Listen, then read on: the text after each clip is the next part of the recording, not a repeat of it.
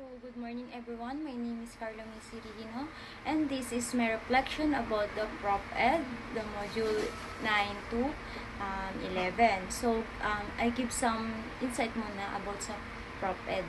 So, dito, napalawak niya yung pangunawa ko when it comes to mga disability and disorder ng mga bata. And then, syempre, yung mga different people na nakakasalamuha ko since will be a teacher or educator. So, malaking tulong sa akin yung napag-aralan yung Prop Ed na to para mapalawak or mas maintindihan ko yung different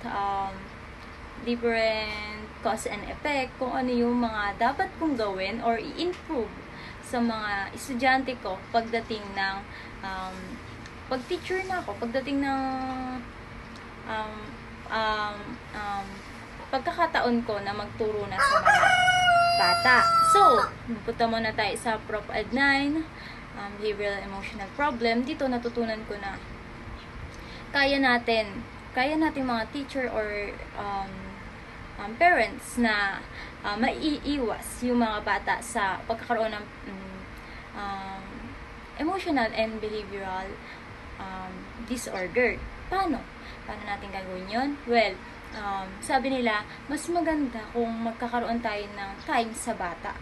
Especially inside the bahay or inside the house or home. Kasi dito nabubuo kung paano or kung gaano or paano magkakaroon or paano kaayos yung pag-ugali ng bata. Siyempre, pag maayos yung environment, yung pinaglakihan ng bata, kung paano kayo mag-usap sa loob ng bahay, is ganun din siya sa labas ng bahay. Siyempre, ma-adapt niya kung ano yung naririnig niya, nakikita niya, naririnig niya sa loob ng bahay. Siyempre, dito, sinasabi, kaya ang sabi nila na yung parents, yung main na nakakaalam kung paano gagawin sa anak nila if magkakaroon yung anak nila ng behavioral and emotional problem. Bakit? Kasi sabi ko lang, sila yung una at huli nilang makakasama sa buhay nila. Diba? Ang mga anak is, syempre, lalaki sa magulang nila. So, sila yung mas nakakaalam kung ano yung gagawin sa bata. And then, sasabihin nila sa magtuturo naman. So, kailangan may collaborative or may participation yung magulang dun sa magiging yung teacher na magtuturo sa anak nila. So, dito sinasabi na kaya natin na iiwas or kaya natin maalis yung behavioral and emotional problem ng bata. Lalo na kung binibigyan natin sila ng time. And tamang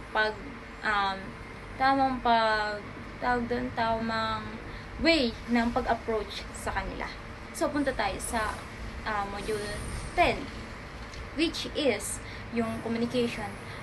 Walang nakakatawa kung bulol.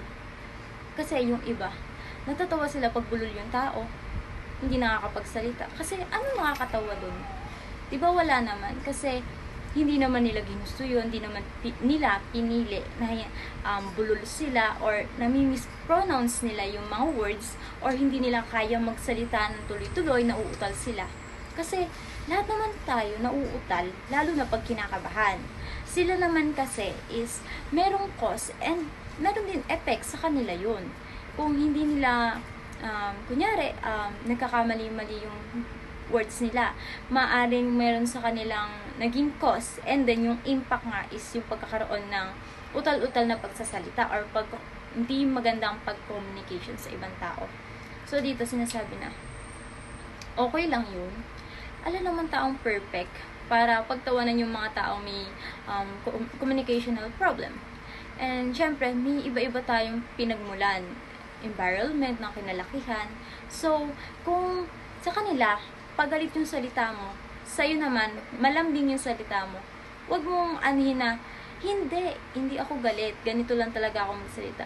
So, natin na, alamin natin yung background nila, para hindi magkaroon ng misunderstanding between two people, na hindi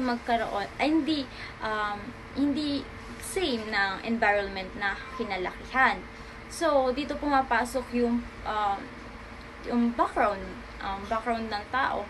And then, basta, hindi, ngunit kaya mo magsalita ng English, kaya na niya. Ngunit kaya mo magsalita in front of maraming tao, kaya na niya. Merong mga estudyante and tao na may stage fright, which is takot sila humarap sa maraming tao, kaya kinakabahan sila, nagkakaroon sila ng utal na pagsasalita. So, walang nakakatawa dun. Dapat nga mas mamangha tayo sa kanila kasi even thought na may ganun sila is tinatry nila yung best nila na makipag-communicate sa atin, di ba? And then, pwede naman natin yun, magagamot naman yun. And then, pwede naman sila mag-practice hanggang ma-perfect nila yung pronunciation. And then, yung mga dapat na madiin na pronunciation sa hindi. So, no to bully, or wag natin pagtawanan yung mga ganun tao. Dito naman sa Module 11, natutunan ko na kagaya din dun sa Module 9 and 10 na anong nakakatawa if merong disability or disorder yung isang tao.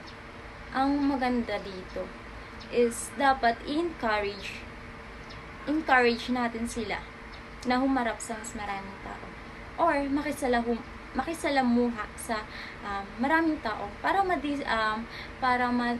overcome nila yung takot nila. Kasi yung iba, yung may mga disability, may disorder, mga ganun, nahihiya sila na makipag-communicate sa ibang tao, mahihiya silang makikolab sa ibang tao. Why? Kasi yung iba nga, tumatawa sa kanila, which is hindi maganda. Kasi nakaka-insecure and nakakababa yun ng confidence sa sarili, self-esteem.